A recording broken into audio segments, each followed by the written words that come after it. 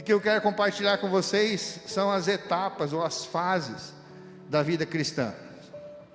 E para não ficar muito longa esse compartilhar, eu vou falar só sobre 3 coisas. Fala comigo, 3 coisas. Essas 3 coisas eu quero falar sobre a vida cristã.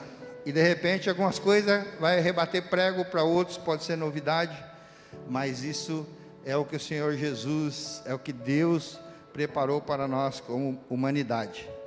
Então a pergunta é: quanto tempo já faz que você é cristão? Pergunta para a pessoa do lado: quanto tempo faz que você é cristão? Espera a resposta aí.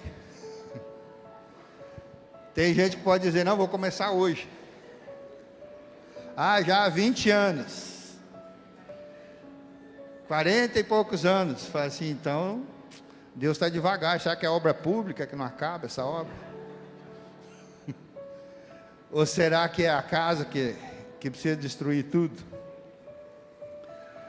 Recebeu a resposta? Ficou admirado? Você não sabia que seu irmão estava tanto tempo servindo a Jesus. Tem gente que serve a Jesus há mais tempo do que a igreja Ceifa existe, não é? Pastora G, por exemplo, ela teve o privilégio, de começar aos 8 anos de idade. É por isso. Ufa, me livrei que depois ela pega o microfone. Mateus capítulo 7, a partir do verso 13. Você que trouxe sua Bíblia, você que quer anotar, a palavra de Deus diz assim: entrem pela porta estreita, pois larga é a porta e amplo o caminho que leva à perdição, e são muitos que entram por ela. Como é estreita a porta e apertado o caminho que leva à vida, são poucos os que a encontram. Esse texto bem conhecido, bem popular, bem fácil de entender. O Senhor Jesus está falando de 2 caminhos, 2 destinos diferentes, e falando de que o contraste que há entre eles. Um do caminho, uma porta larga e um caminho largo, e esse leva à perdição. E outro fala de uma porta estreita, e fala da quantidade, não só o destino, mas quantidade de pessoas que vão chegar lá. Então nós podemos concluir, igreja, que não é para todo mundo. Muitos decidiram que não querem. Há pessoas que de repente estão caminhando no Evangelho e chega num ponto de confronto. O 30 Semanas faz isso com a gente, confronta e busca trazer para nós a autorresponsabilidade. Porque se uma coisa que é enraizada na vida do ser humano é colocar a culpa no outro. Diz que errar é humano. Já viu falar esse ditado? Não está na Bíblia. Ou se tiver, está nos livros apócrifos. Mas a Bíblia não diz isso. Mas o popular diz que errar é humano. Mas colocar a culpa no outro nem se fala. Porque é assim que aconteceu lá na queda. Então essas 3 etapas da vida cristã, ela é simples de entender, mas praticar é o grande desafio. Fala comigo, praticar é o desafio. Porque a prática não é uma campanha, não é para um ano, não é para os 6 meses, não é para o restante desse ano apenas. É uma prática de vida. E esse é o grande detalhe, essa é a grande diferença. E essas etapas são a salvação, o caminho e o alvo. Salvação, caminho e o alvo. A palavra nos ensina que tudo foi escrito para nós. A palavra de Deus, a Bíblia, ela foi escrita para nos ensinar. Ela foi escrita para nos instruir. Ela foi escrita para o ser humano, para conhecer esse Deus Criador. 2 Timóteo capítulo 3, no verso 16, diz assim, afirma isso: toda a Escritura, e aqui Paulo estava escrevendo para um discípulo, para alguém que ia substituir ele nessa chamada de ministrar o Evangelho. E ele diz assim, toda a Escritura. Não diz parte da Escritura. Não diz aquelas coisas que você acha legal na Escritura. Não são as promessas que estão na Escritura. Quem já viu uma caixinha de promessa? Tem ela ainda ou não? Tem uma caixinha que eles chamam caixinha de promessa. Isso é no meio cristão. Você pega lá e cada dia você tira um versículo. E em vez de fazer o devocional, você decora aquele versículo. E aqueles versículos, não sei quantos são 100, sei que são vários, a caixinha é bem cheia. E você pega aquilo lá e sempre tem uma promessa. É um por dia? 365, a pastora tinha uma. 365 promessas. E aí, não lê o contexto. Porque sempre essas promessas estão condicionadas. Sempre há uma condição. Que é se, entretanto, porém. Mas o que interessa é a promessa. Então a Bíblia diz toda a Escritura. E toda significa toda. Toda a Escritura é inspirada por Deus e útil para o ensino, para a repreensão, para a correção e para a instrução na justiça, a fim de que o homem de Deus seja apto e plenamente preparado para toda boa obra. É difícil interpretar algo assim? É difícil entender esse texto? Então está dizendo que Deus inspirou a Escritura para mim, para você, para que nós fôssemos plenamente preparados para todo e qualquer serviço aqui na face da terra. E eu comecei lendo dizendo que Jesus se coloca como a porta e ele diz para entrar por ela. Nós vamos aprofundar um pouquinho nisso. Jesus não ia deixar um assunto tão importante passar assim por acaso, um tema tão relevante. Precisamos entender, distinguir essas etapas na nossa vida. E aí de repente você está falando, pastor, mas eu nem comecei. Então, começar, olhar para o alvo e entrar no caminho, isso pode ser instantâneo. Mas tem uma evolução até que ele volte, até se consumar todas as coisas que a palavra diz, que se ela foi inspirada por Deus, Deus falou que vai acontecer, as coisas estão acontecendo, não é que vai, já começou. Você está entendendo isso? Nós estamos em 2025, a partir de Jesus, já faz 2025 anos que Jesus pisou na terra, e antes disso foram 4.000 e poucos anos, e a palavra já estava se cumprindo, já estava sendo dita. Então nós precisamos entender isso. Olha só o que Davi escreve no Salmo 24, a partir do verso 7. Ele diz assim: levante, ó portas, as suas cabeças. Tem algumas coisas na Bíblia que é interessante. Você já viu porta com cabeça? Já viu cabeça de algum bicho pendurado na porta, isso sim, né? Mas uma porta com cabeça, porque porta para nós é o limite entre o dentro e o fora, não é? Isso é uma porta, só que no Congresso isso ficou muito claro.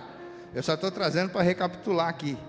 Porta tem a ver, nesse sentido aqui, tem a ver com governo, tem a ver com autoridade, porque nos tempos antigos, no tempos de Jesus inclusive, por isso que nós vimos e vemos cidades cercadas por muros.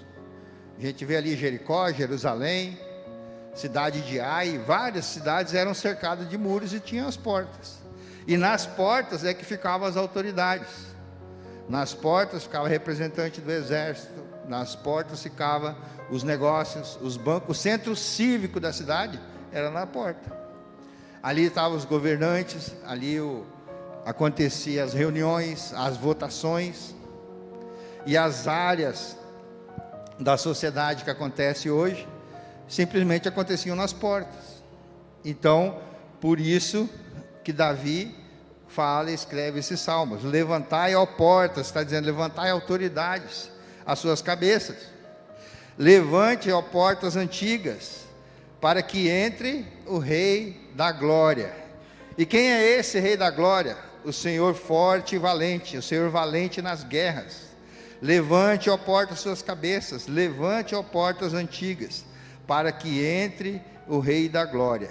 E quem é esse Rei da Glória?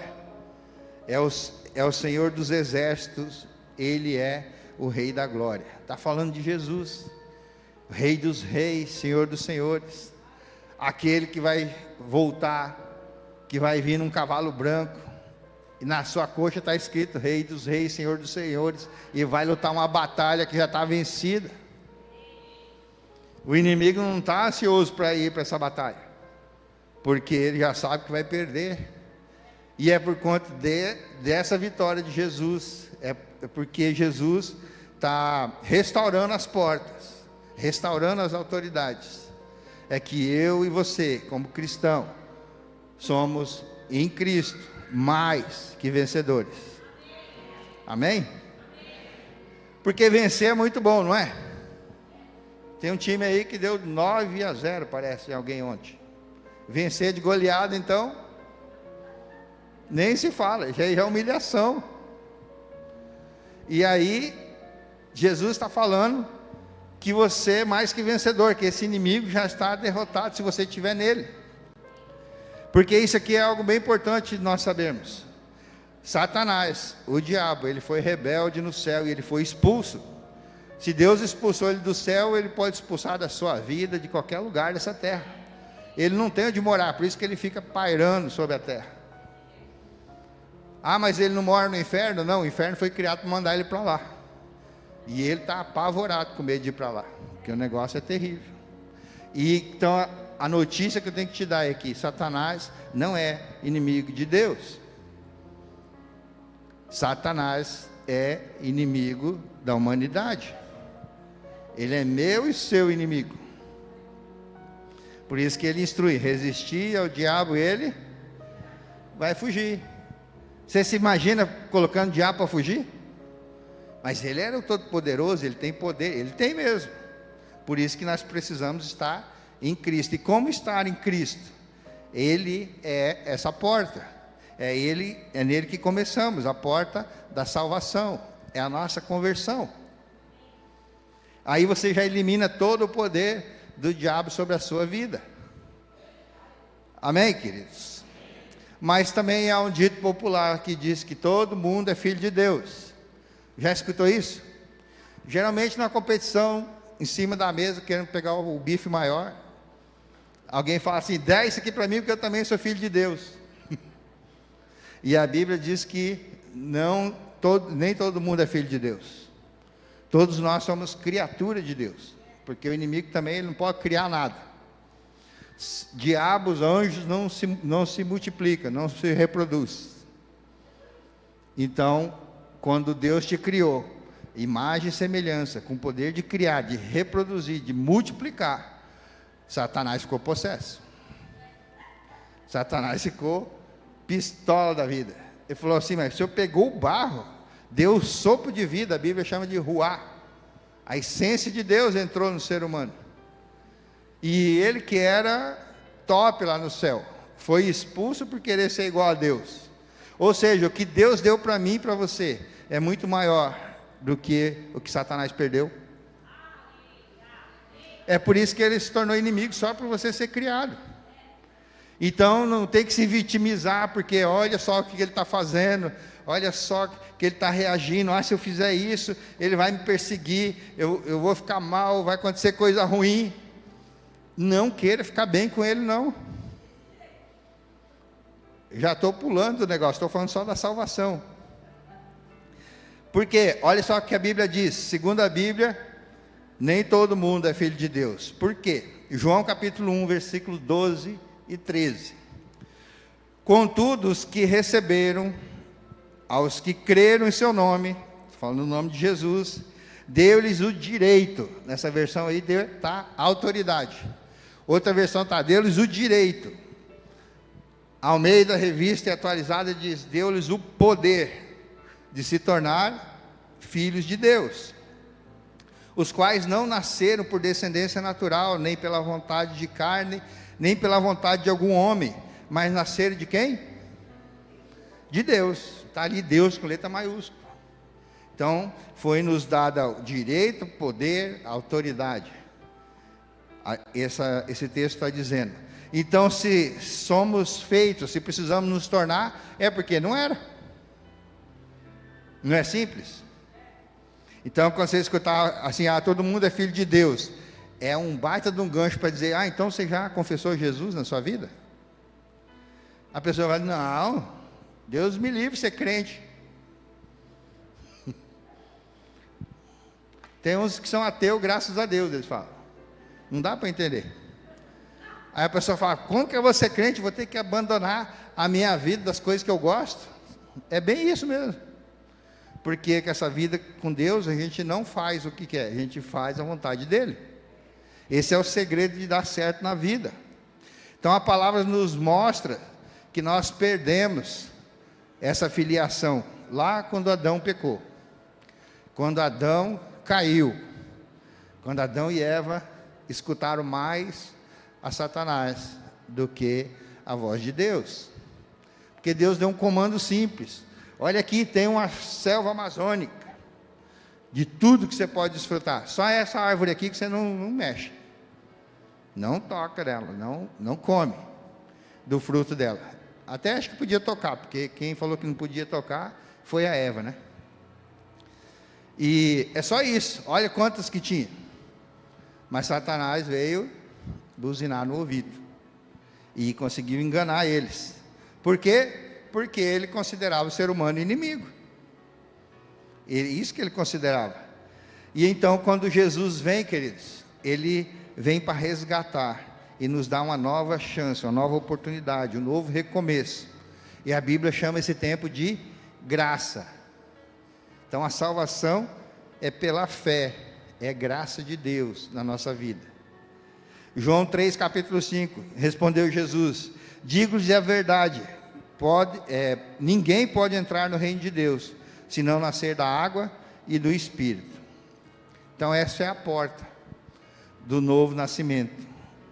No versículo 3, a resposta de Jesus diz: digo-lhes a verdade, ninguém pode ver o reino de Deus, se não nascer de novo. Então nascer de novo é com Jesus. Aí João capítulo 10, ele vai trazer uma ideia do que é isso. E ele repete as coisas novamente. João capítulo 10, a partir do verso 1 diz assim: em verdade lhes digo, Jesus está falando, que aquele que não entrar no aprisco das ovelhas pela porta, mas sobe por outro lugar, é ladrão e assaltante. Ladrão e assaltante é de confiança? No Brasil tem de confiança. Já viu preso de confiança? Na história bíblica a gente só vê um preso de confiança, que foi José. Mas no Brasil parece que foi institucionalizado. Aquele que entra pela porta é o pastor das ovelhas. O porteiro abre-lhe a porta e as ovelhas ouvem a sua voz. Ele chama suas ovelhas pelo nome e as leva para fora. Depois de conduzir para fora, todas as suas ovelhas vão adiante, ele vai adiante delas e estas seguem, porque conhece a sua voz. Elas, porém, nunca seguirão um estranho, na verdade fugirão dele, porque não reconhece a voz de estranho. Jesus usou essas comparações, ou parábolas, né, ou a analogia, mas eles não compreenderam o que estavam falando. Eles quem? Os discípulos, os cristãos que estavam ali ouvindo. Então Jesus afirmou de novo, fala de novo: em verdade lhes digo que eu sou a porta das ovelhas. Todos os que vieram antes de mim eram ladrões e assaltantes, mas as ovelhas não os ouviram. Eu sou a porta, quem entra por mim será salvo. Entrará, sairá e encontrará pastagem. O ladrão veio apenas para roubar, matar e destruir. Mas Jesus afirma: eu vim para que tenham vida e tenham plenamente, ou em abundância. Aí está plenamente. Vida em abundância. Então, entrar por essa porta é entregar a sua vida ao Senhor Jesus, é a sua salvação. Isso não tem a ver com religião, não tem a ver com religiosidade, não tem a ver com seguir regras, mas seguir princípios da palavra de Deus. E isso é muito, muito sério. Porque quem que é o ladrão aqui que a Bíblia está dizendo? Senão o próprio Satanás. Então ele tenta entrar por outros caminhos. Ele tenta mostrar caminhos para encurtar e ser mais fácil de ir para o céu. É ele que tenta de várias formas te matar, roubar, te destruir. Se ele pudesse, ele já tinha te matado. Se ele não consegue te matar, ele te rouba. Ele rouba os sonhos, rouba a tua saúde, rouba os seus pensamentos, ele te distrai. E com isso ele destrói. Destrói você, sua casa, sua família. Ele é especialista nisso. Ele tem quase 7.000 anos aí de experiência contra o ser humano. Ele começou lá com Eva. Então ele é um pouquinho mais velho que você. Tem gente que acha que já sabe como lidar com ele. Não, pastor, é bom nem falar o nome, porque senão coisa ruim vem atrás da gente. Ele está ao teu derredor, a Bíblia diz, só esperando uma chance, uma brecha. E a gente é campeão em dar brecha. E dá trabalho para os anjos. Não é? Então Jesus, ele é a porta, nós não podemos nos iludir. Pensar que levar uma pessoa a viver a vida cristã sem passar pela porta primeiro não funciona. É querer vestir de santo quem ainda não se arrependeu. É certo que dá para fazer de conta que é. Eu sempre lembro desse louvor, que eu cresci numa igreja que cantava, uma igreja tradicional. E eles cantavam assim: jovem, desperta, faz-te pronto. Estava chamando os jovens para a missão. Mas eu, na minha surdez seletiva, entendia: jovem, desperta, faz de conta. Então, quer dizer, faz de conta que é crente, porque também eu via nos adultos que eram crentes só dentro da igreja. E quando estava lá fora, para dar a paz do Senhor, eles tinham vergonha. Só era crente quando ia para a igreja. Bíblia debaixo do braço, terninho bem alinhado, e lá na igreja, a paz do Senhor, toda, né? Hoje tem o Facebook para fazer isso. Antes era dentro da igreja. No Facebook a gente só quer mostrar o melhor. E aí na vida real, ô irmão, paz do Senhor, se encolhia todo. Falei, ué. E aí eu fui percebendo isso. Falei, mas qual que é a vantagem de ser crente lá dentro da igreja? Ser sal dentro do saleiro. Experimenta fazer um churrasco e deixa o sal só do ladinho ali. Não coloca. E aí, a hora que você põe na boca, cadê o sal? Está ali. Está guardadinho. Não, ele precisa interagir. Precisa dar sabor. E o sal passa desapercebido. E nós queremos muita atenção, muitas das vezes. Por conta dessa salvação. Porque quando você come uma comida boa, você fala, uau, que marca que é esse sal aí? Aí, fala a marca de sal aí. Cisne. Moque. Tem tal de lebre. Quem pergunta, que sal que você está usando? Que tempero, hein? Agora o sal só é lembrado quando falta, quando tem demais. Quando está no equilíbrio, está tudo certo. Porque a recompensa vem do alto. Amém? Então Jesus, ele é a porta das ovelhas, ele é a porta estreita que leva à vida eterna, exortando as pessoas a entrarem por ela, mediante a fé, uma vez que o caminho largo leva à perdição. Então, essas são as duas opções. Não, eu quero ir para um caminho neutro. Não existe. Não, eu quero ficar em cima do muro. O muro é do diabo. Eu não vou contar isso aqui porque demora muito. Então, Jesus é a salvação. Jesus é essa porta de autoridade, de governo, de salvação. E aí nós temos um alvo.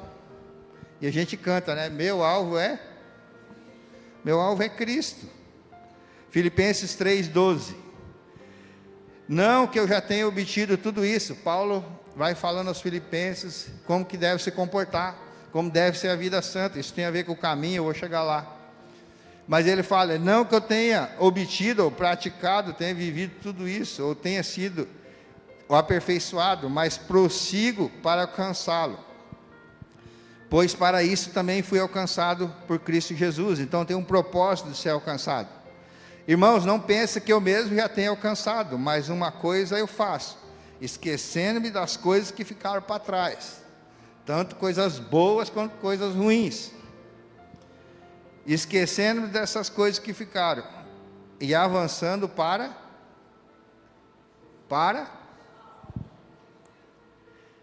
diante, prossigo para o alvo. Esse é o alvo. Quem que é o alvo? Jesus. A fim de ganhar o que com isso? Já perguntaram, o que você ganha com esse negócio de ficar indo na igreja o tempo todo? Tem gente que se tivesse cama e chuveiro aqui, não ia para casa. Porque eu trabalho aqui 24 horas, se deixar. Tem muita demanda. A Karen acabou de fazer uma convocação aqui. Ah, pastor, tem um armário lá que não, eu acho que não serve para nada. Para alguém serve. Ah, eu tenho umas roupas lá que tem uns furos, tem uns rasgadinhos. Corta no meio e dobra, alguém vai usar mais umas léguas. Tudo se aproveita no reino, não há desperdício. Então há uma recompensa. Prossigo para esse alvo, a fim de ganhar o prêmio chamado celestial de Deus, em Cristo Jesus. Uau, que prêmio será esse? Prossigo para conquistar. Alcançados para alcançar nós fomos. Nós prosseguimos para o alvo. Então nós passamos pela porta da salvação, que é o maior milagre que você pode receber na sua vida. Ah, mas o milagre de cura é bom, o milagre de ressuscitar de novo é legal, mas isso aí acaba de novo. Todos na Bíblia que ressuscitaram, que foram curados, morreram. E não precisa ir muito longe. Minha mãe, em 1977, foi curada de câncer. Câncer no colo do útero. E ganhou aí uma sobrevida de quase mais 40 anos. Mas acabou falecendo. Partiu para o Senhor. Ah, mas e aquele milagre? Serviu para ela para aquele tempo. Ela cumpriu a missão dela. Obrigou os filhos a andar nesse caminho, como diz a palavra. A palavra diz, ensina as crianças o caminho que devem andar. E foi isso que ela pediu. Falou, Senhor, meus filhos, quem que vai encaminhar? Meu pai já estava distribuindo. E a minha mãe entendeu a missão. Ganhei esse bônus. E vou ensinar as crianças no caminho que devem andar. E ainda quando tiver velho, se quiser se desviar, é por conta deles. Deus não vai cobrar o sangue de nenhum filho da mão dela. E tem umas aí que está difícil. Mas não é porque não sabe o caminho. É isso que a gente precisa entender. Porque nós começamos a ler o texto dizendo que nem todos vão. Ai, mas alguém da minha família é tão bonitinho, é tão legal. Eu acho até que ele nem peca tanto. Eu falo, não é o seu termômetro, o seu julgamento, é o seu parâmetro. É o que a Bíblia diz. E aí nós não podemos fazer nada, a não ser obedecer. Então passamos por essa porta de salvação. E aí temos os olhos fitos no alvo. Nosso alvo é Cristo. Nosso destino é o próprio Deus. Por que nosso alvo é Cristo? Porque foi Ele que nos restaurou. Foi Ele que trouxe de volta a autoridade que nós podemos exercer sobre principados e potestades. 1 Coríntios capítulo 2, versículo 9, diz assim, sobre a recompensa. O que nós vamos ganhar de recompensa? O máximo que você vai entender na palavra é isso aqui. Nem olho viu, nem ouvido ouviu, e coração nenhum concebeu o que Deus preparou para aqueles que o amam, para aqueles que permanecer fiel até o fim. Então, a gente não sabe o que é, mas se vem de Deus é coisa boa. Você crê nisso? E é esse o exercício da fé. Muito lindo isso, parece até romântico, mas a coisa pode piorar, ainda mais. Sabe? Vem para Jesus que seus problemas acabaram. Durante muito tempo foi ministrado isso. E eu olhava assim e falei assim, mas não acabou não. Sabe por quê? Porque Deus não promete que vai te livrar das coisas ruins. Inclusive a Bíblia diz, no mundo você vai ter aflições. Ué, então qual que é a vantagem? A vantagem é que Ele não vai te livrar, mas Ele vai passar junto. Foi assim com aqueles 3 lá na fornalha, lembra? O rei falou assim, ó, esquenta aí 7 vezes mais essa fornalha, porque os meninos lá, Sadraque, Mesaque, Abednego, os amigos de Daniel, não dobraram o joelho diante do rei. Aí falou, então o Deus de vocês é poderoso, né? Esquenta esse fogo aí. E os camaradas que foram esquentar a churrasqueira lá, foram queimados antes de colocar eles lá dentro. E aí eles entraram os 3, o rei olhou, tinha 4. Quem que estava lá dentro? O rei falou assim, e o quarto parece o Filho de Deus. E eles saíram lá de dentro sem nem cheiro de fumaça. Nem um fio de linha, nem um fio de cabelo queimou. Então é isso que Jesus está prometendo. Mas as coisas podem piorar sim, se nós não olharmos para o alvo, se nós não ficarmos com os olhos fitos no alvo. Olha aqui quais são os sinais. Mateus 24. Quantos anos tem essa palavra já? Mais de 2000 anos. E aí está falando assim, naquele tempo está falando do futuro. Será que é o nosso tempo? Ou será que tem mais tempo para frente? Se você olhar cronologicamente, fizer contas, se pegar sua carteira de identidade, de repente você fica que nem eu, preocupado, tendo mais passado que futuro. E naquele tempo é quando? Porque o tempo de você decidir fazer o certo, servir ao Senhor, é hoje. Porque olha só o que diz o texto, a partir do verso 10, Mateus 24, 10. Naquele tempo, muitos me abandonarão, trairão e odiarão uns aos outros.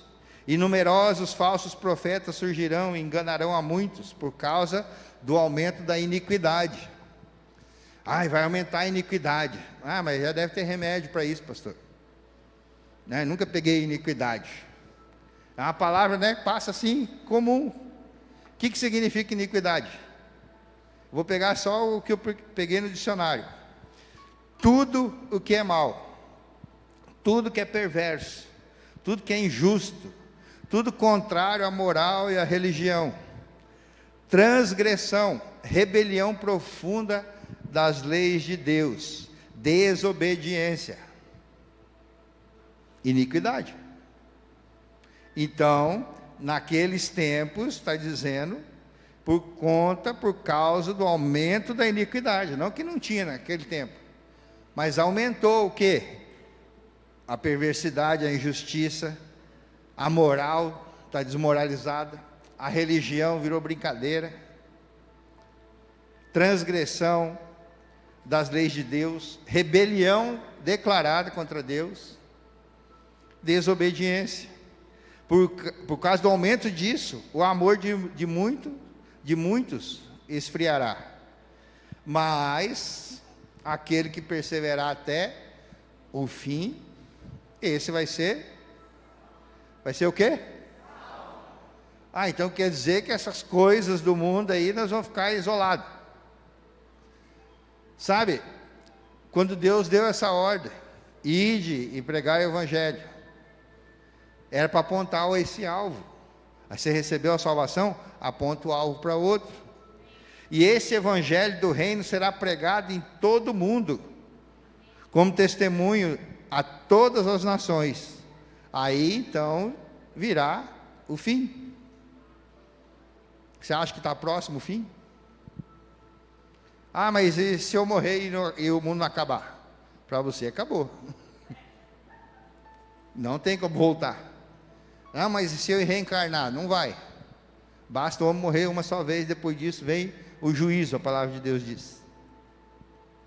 Não tem outras coisas. Então pensa comigo. Não foi por acaso que Jesus fez um milagre. O primeiro milagre que Jesus fez foi numa cerimônia de casamento. Lembra? Caná da Galileia. Ele foi convidado, acabou o vinho. Aí ele mandou encher as talhas de água e ele faz seu primeiro milagre. Por que Jesus fez o primeiro milagre com vinho? Porque vinho na palavra significa alegria, o símbolo de alegria. Então ele multiplicou a alegria da salvação, a alegria do Senhor é a nossa força, a alegria em saber que Deus te livrou da morte e do inferno, a alegria de saber que você é muito melhor hoje como cristão do que quando você não tinha Jesus, não é? É essa alegria que precisa ser extravasada. Então são muitas analogias da palavra em relação a casamento e a vida cristã. Mas olha o que acontece no casamento. A noiva se arruma linda, ataviada, a palavra usa esse termo. Pensa no casamento que você foi. Eu já fui em muitos e vários, desde a minha adolescência, e o mais especial foi o meu, lógico. Minha noiva estava assim, poderosíssima, estava lindíssima, e um dia muito, muito quente, mas isso nada importou. Mas pensa na noiva, e nessa analogia da noiva aqui, quem que é a noiva de Cristo? Quem que é a noiva de Cristo? Os homens têm medo. Não, eu sou noiva, não, sou soldadinho de Jesus. Lá na escola dominical já tinha essa briga, né? Quem é florzinha de Jesus? Eu falei, não, eu sou soldadinho de Jesus, né? Para com esse negócio.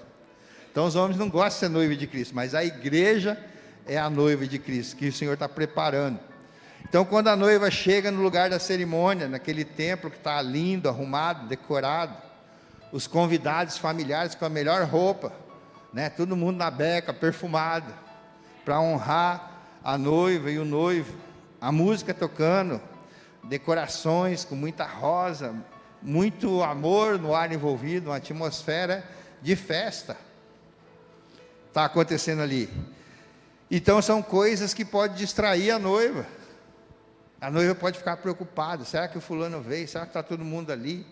Tem noiva que se preocupa com a gravata do padrinho, se vão jogar as florzinhas, essas plaquinhas vão entrar, ela quase surta, coitada, tem umas que desmaiam.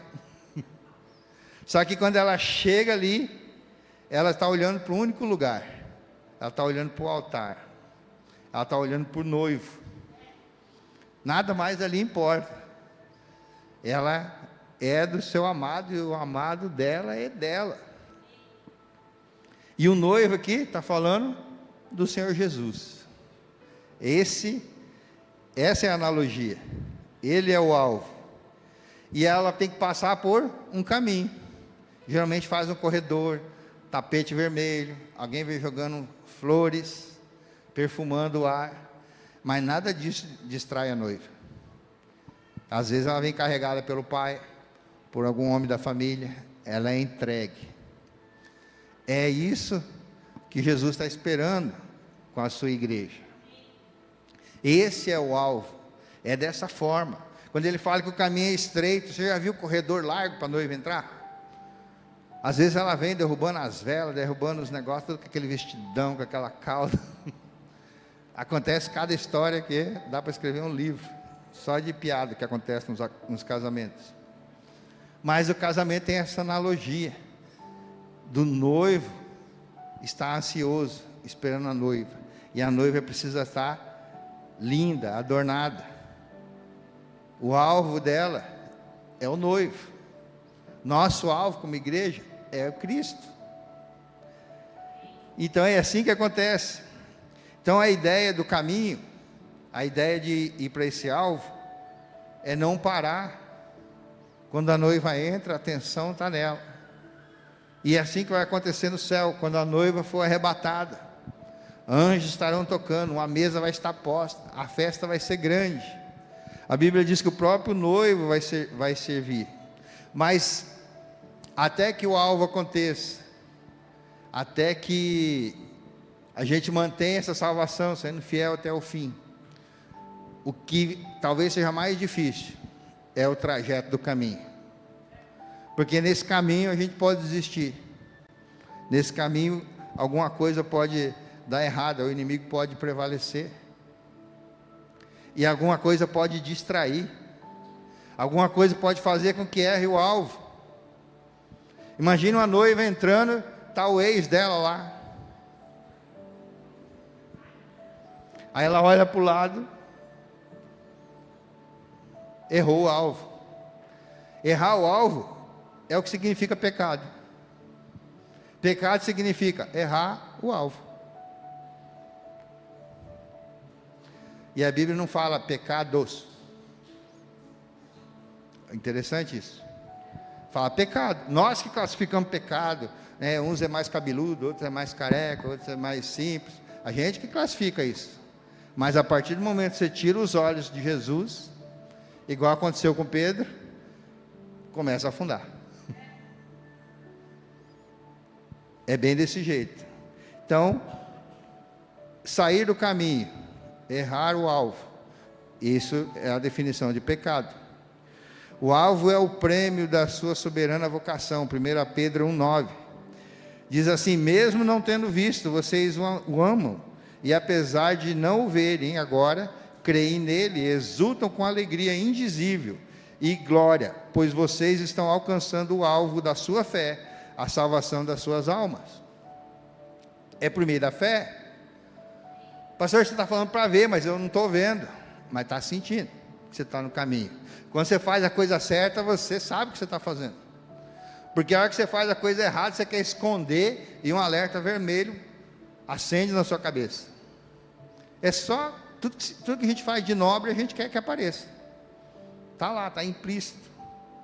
Então a salvação inicia nessa porta, que precisa ser desenvolvida, segundo Paulo. E esse é o caminho. Cada etapa do caminho precisa ser levada com fé, com responsabilidade, com santidade. Então Jesus é a salvação, Jesus é a porta da salvação, Jesus é o nosso alvo, Deus é o nosso destino.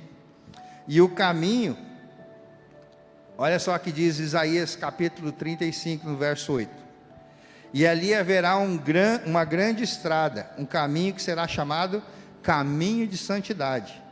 Os impuros não passarão por ele, servirá apenas aos que são do caminho. Os insensatos não o tomarão. Isso está falando aqui 700 anos antes de Cristo. Já havia a profecia de que essa nomenclatura que seria usada na igreja primitiva, na igreja cristã, e eles chamavam aqueles do caminho. Não eram os cristãos, não eram os seguidores de Jesus, do Nazareno, não eram os Bíblia, não eram os cristãos, cristianismo, o evangélico está na moda hoje. Não era esse, eram os do caminho, estava profetizado. Olha só, lá em Mateus capítulo 3, este é aquele que foi anunciado pelo profeta Isaías: vós que clama no deserto, prepare o caminho para o Senhor, façam veredas retas para ele. João Batista não estava preparando o ministério, mas estava dizendo quem é que vinha preparar esse caminho de forma correta. João Batista preparando para Jesus anunciar o evangelho chamado o caminho. Aí Jesus chega e dá um nó na cabeça dos religiosos, que ele diz que ele é o caminho. Então, como que é esse caminho? Jesus fala: eu sou o caminho, a verdade e a vida. Ninguém vai ao Pai senão através de mim. Ele teve que declarar isso. Olha só, a prova de que eles eram do caminho, Atos capítulo 9, versículo 1 e 2. Enquanto isso, Saulo ainda respirava ameaça de morte contra os discípulos do Senhor. O apóstolo Paulo, que era Saulo, estava perseguindo os cristãos, lá em Atos capítulo 9. Dirigindo-se ao sumo sacerdote, pediu-lhes cartas para as sinagogas de Damasco, de maneira que, caso encontrasse ali homens ou mulheres que pertencessem ao caminho, pudesse levá-los presos para Jerusalém. Aí lá em Atos 19, 10, capítulo para frente, o próprio Paulo está dizendo de novo. Aí ele se converteu, ele encontrou Jesus, ele começou a pregar o evangelho que ele perseguia, porque Jesus se revelou para ele. E é isso que tem que acontecer na vida de todo cristão. Ah, agora eu estou salvo, o que eu faço? Crente 3S. Salvo, sentado, satisfeito. Não, tem uma tarefa para se fazer. Ah, mas eu não estou pronto ainda. Vai sem estar pronto mesmo. Ah, mas eu estou com medo. Vai com medo. Amanhã é segunda-feira. Alguém vai deixar de ir trabalhar porque está cansado, porque está estressado? Deixa de ir para você ver. O patrão liga e fala: ó, amanhã também não precisa vir mais e caça seu rumo. Só que quando parte para o evangelho, a gente acha, não, o que sobrar a gente faz para Deus. Aí um dia nós vamos chegar diante de Deus e Ele vai falar: servo inútil. Mas eu, pelo menos eu era servo, mas era inútil. Deve ser ruim escutar isso de qualquer pessoa. Tem gente que é traumatizado porque escutou isso do pai e da mãe. Meu pai e minha mãe sempre falou que eu não ia servir para nada. Daí hoje você não faz nada. Só para confirmar. E aí você escutar isso do próprio Deus. Porque Paulo se converteu e olha o que ele estava fazendo. Atos 19:9. Mas alguns deles se endureceram e recusaram a crer. E começaram a falar mal do caminho diante da multidão. Paulo então afastou-se deles, tomando consigo os discípulos e passou a ensinar em outro lugar. Ah, mas eu não sei se vão me aceitar. Se não aceitar, bate a poeira. Jesus instruiu. Bate o pé e fala: tá bom, meu amigo, se não quer, depois não vai dizer que ninguém deu oportunidade. E continue fazendo. Pensa se eu fosse parar por conta de gente que já passou por essa igreja. Ah, fulano foi embora, porque não ouvia a voz do pastor. Não, porque Deus falou que o meu tempo acabou. Falei: mostra na Bíblia. Não, eu sinto aqui. Falei: tá, o que você tem aí é mais importante, mais precioso, mais valoroso do que a palavra de Deus. Então tá bom, quem sou eu para dizer que Deus não falou? Mas porque não escuta a voz do pastor. Do pastor Josué não, do Jesus. Jesus não fica transferindo gente para lá e para cá. Ele não é bipolar. Ó, te deu uma missão, vai lá. Dali a pouco, deu ruim, né? Volta para cá. Não é de facilidade. Muitos não sabem para onde estão indo. Acham que a igreja é um fardo. Fogem do compromisso com o chamado de Deus. Tem gente que já sabe o que é para fazer. Foge da santidade, foge da devoção. Querem que a igreja, que a noiva, se amolde às suas vontades. Tem gente que abusa do relacionamento com a noiva. Quer enfeitar ou mudar o caminho. Quer fazer o caminho do seu jeito. Quer pegar atalho. Quem oferece atalho é o inimigo. Ele fez isso para Jesus. Falou: está aqui Jesus, tudo isso aqui, está vendo? Depois de Jesus 40 dias jejuando. Fala: só dobrar o joelho eu vou te dar isso aqui tudo. Aí Deus estava mostrando o caminho que ele tinha que fazer. Que era fazer discípulo, coisa simples, né? Fazer discípulo, pegar umas cabeças duras lá e discipular. Coisa simples, pregar o evangelho no meio de uma religião muito, muito arraigada. Coisa simples, ir para a cruz, em nome de Deus, em nome do Pai. Era algo muito maior. Só que Satanás ofereceu facilidade. Quando o negócio é muito fácil, está muito bom, né? Pode pensar, saber que tem golpe aí. E o diabo está por trás, lembra? Matar, roubar, destruir. Ah não, você não vai precisar nem trabalhar e vai ganhar tanto. Sai fora. Se não precisar trabalhar, já suspeita já. Porque o trabalho dignifica o homem. Então, às vezes querem que a noiva faça um outro caminho. Não adora Deus de verdade. Pensa que tudo está garantido. Não, eu passei pela porta da salvação. Uma vez salvo, salvo para a eternidade. E a palavra está dizendo que a gente tem que se manter nesse caminho. Jesus é esse caminho. Então, já que eu estou salvo, então vamos esperar Jesus voltar. Não, tem um trabalho para você fazer. Porque Ele é a porta, Ele é a autoridade, Ele tem o governo. E Ele é o alvo. E nós precisamos entender esse caminho. Parar de murmurar pelas tantas coisas que esse caminho tem que ser enfrentado. Esse caminho atapetado, né, todo enfeitado, e que oferece para a noiva simbolicamente, para o céu não é assim não. ele é estreito, a porta é estreita.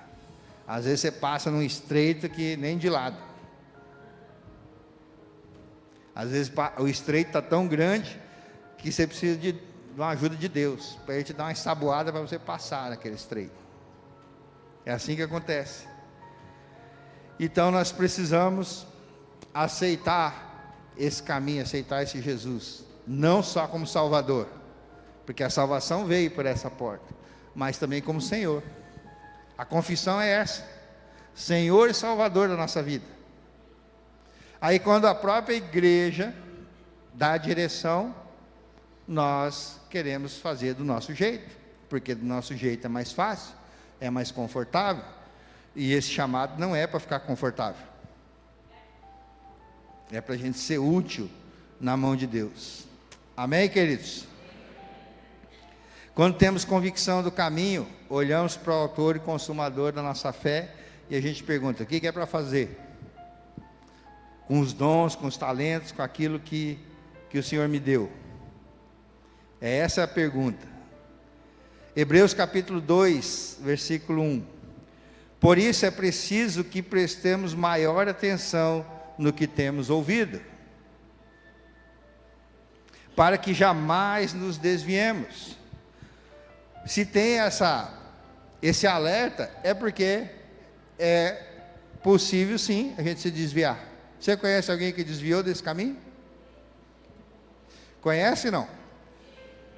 Pega essa semana na sua célula e vai evangelizar. Nessa semana não, que nós vamos ter o corajosos. Os homens estão colocados para cá. Vamos para a rua para fazer evangelismo. Você vai encontrar muita gente que desistiu da caminhada. Tem o mesmo número de pessoas que frequentam, estão na igreja, tem um outro número, 50%, desviado fora da igreja. E por isso que o texto está alertando. Preciso que preste maior atenção no que temos ouvido, para que jamais nos desviemos. Pois uma vez que a mensagem transmitida por meio de anjos era válida, e toda transgressão e desobediência recebeu a sua devida punição, como escaparemos nós se negligenciarmos tão grande salvação? Está falando no Antigo Testamento, os anjos se manifestavam. Os anjos queriam fazer esse trabalho, e Deus deixou para a igreja, deixou para nós. E aí aquilo que nós avisamos, aí está dizendo, como que nós vamos escapar disso? Essa salvação, primeiramente anunciada pelo Senhor, foi nos confirmada por aqueles que ouviram. Romanos 8, Paulo está dizendo, no versículo 18, considero que os nossos sofrimentos atuais não podem ser comparados com a glória que nos será revelada. Nada se compara a essa glória eterna. É assim que está lá? Considero, pois, que os sofrimentos do tempo presente não podem ser comparados. Sofrimento, gente. Sofrimento. Não dá nem para comparar com aquilo que vai vir de prêmio. É isso que ele está dizendo. E isso tem a ver com o caminho. 2 Coríntios 4,17. Por isso, não desanimemos, embora exteriormente estejamos a desgastar-nos, interiormente estamos sendo renovados dia após dia, pois os nossos sofrimentos leves e momentâneos estão produzindo para nós uma glória eterna, que pesa mais do que todos eles. Esse sofrimento não é nada.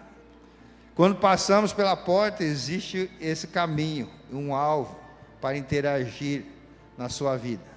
Esse caminho precisa ser levado em conta. Porta, caminho, porta da salvação, caminho e alvo. O que você quer ouvir quando chegar diante do Senhor? Aí tem a parábola dos talentos, que está lá em Mateus, e eu vou ler esses 2 versículos para a gente entender, e você vai dar a sua resposta para o Senhor. Mateus 25, 26, ele deu talentos e foi embora, e viajou. Jesus veio, resgatou a autoridade e voltou para o Pai. E aí você nasceu nesse tempo chamado graça. essa dispensação chamada graça. E Ele te deu dom, te deu talento, te deu família, te deu fôlego de vida. E um dia você vai se apresentar diante do Senhor. Aí você pode chegar diante dele e dizer aqui, ó, tudo que o Senhor me deu, está aqui, ó, eu usei, eu multipliquei, eu fiz, eu aconteci, dá o seu relatório. Você tem um chamado específico, algo que Deus colocou para você atuar em algum lugar nessa terra. E aí, duas respostas você pode ouvir. Porque de repente você fala, não, Deus é tão precioso, Deus é tão cuidadoso com as suas coisas, que eu vou deixar esse talento aqui, ó, guardadinho para mim. Não vou nem tentar, porque se eu errar pode dar prejuízo. E aí você esconde, enterra, igual esse servo aqui fez. O servo que enterrou, ele diz assim, Mateus 25, 26, servo mau e negligente, você sabia que eu colho onde não plantei, e junto onde não semeei. No versículo 30 ele diz assim, lance fora esse servo inútil, nas trevas, onde haverá choro e ranger de dentes. Fala comigo, misericórdia. Mas se você é um membro ativo no caminho, entendeu a salvação, e está olhando para o alvo, você pode estar diante do Senhor e lhe dizer, assim como está em Mateus 25, 23, muito bem, servo bom e fiel, você foi fiel no pouco, eu porei sobre o muito, venha e participe da alegria do seu Senhor. A salvação, a porta que é Jesus, o caminho, a verdade e a vida é Jesus, e o nosso alvo é Jesus, tudo é dele, para ele e por ele. Então nós temos o privilégio de receber na nossa vida, de ser aceito por ele, para fazer essa trajetória. Como estamos respondendo? Como estamos influenciando essa geração? Nosso vizinho, nosso amigo, nosso colega, nossos familiares. A resposta precisa ser imediata. A gente não sabe quando vai ser recolhido. Você não sabe o número da sua senha e nem qual foi a última chamada. Pode ser a qualquer momento. Então nós temos que estar preparados quando? Quando que tem que estar preparado? Desde ontem. Tem que estar preparado já. Amém, queridos? Vamos nos colocar de pé. Eu quero dar essa oportunidade. Se você não começou nesse caminho ainda, se você não começou, está aqui nosso convidado, eu quero te pedir e te dar essa oportunidade de você ser aceito por Jesus nesse caminho. Só Ele é o caminho, a verdade e a vida para um Deus verdadeiro. Então, enquanto a igreja ora, você coloca a mão no seu coração e repete essa oração comigo. Fala assim: Senhor Jesus, eu entendi a Tua palavra, entendi que o Senhor é a porta da salvação, entendi que o Senhor é o caminho, que o Senhor é a verdade, que o Senhor é a vida, que o Senhor é nosso alvo.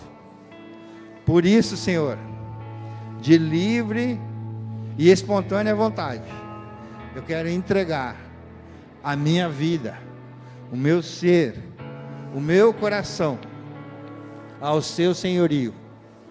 Quero te pedir perdão dos meus maus caminhos e te pedir, Senhor, que me perdoe e escreva o meu nome no livro da vida.